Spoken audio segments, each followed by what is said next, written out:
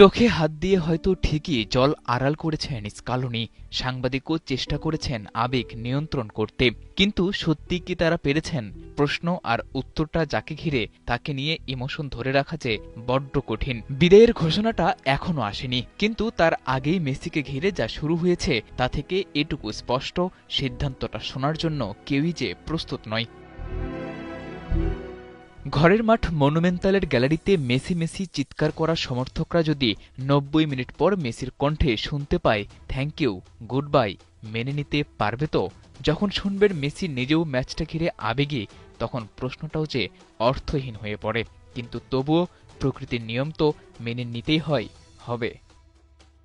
এটা আমার জন্য খুবই বিশেষ একটা ম্যাচ হতে যাচ্ছে, কারণ এটা শেষ কোয়ালিফায়ারের ম্যাচ। জানি না ভেনেজুয়েলার পর আর কোনো প্রীতি ম্যাচ বা অন্য কোনো ম্যাচ থাকবে কিনা, তবে এটা বিশেষ মুহূর্ত। তাই স্ত্রী, সন্তান, বাবা মা, ভাই বোন সবাই আমার সঙ্গে থাকবে।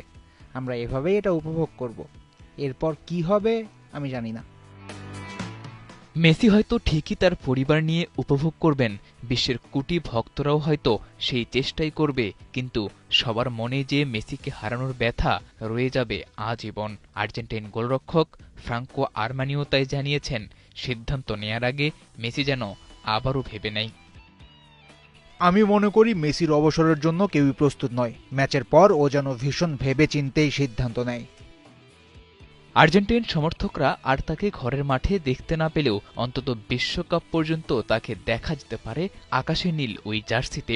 মেসিকে হারানোর ব্যথায় ভক্তদের রসদ বলতে আপাতত এটুকুই। সাদাতুর রাফি, ৭১।